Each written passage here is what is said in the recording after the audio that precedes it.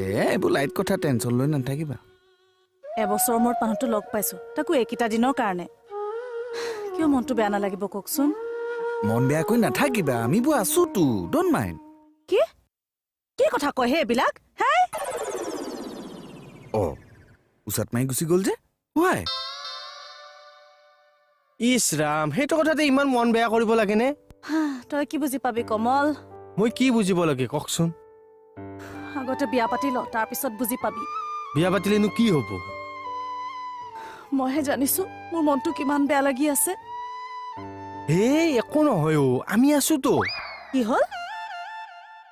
নহয় মানে চুপ, একদম চুপ। আৰে মই কি বেয়া কথাটো ক'লো?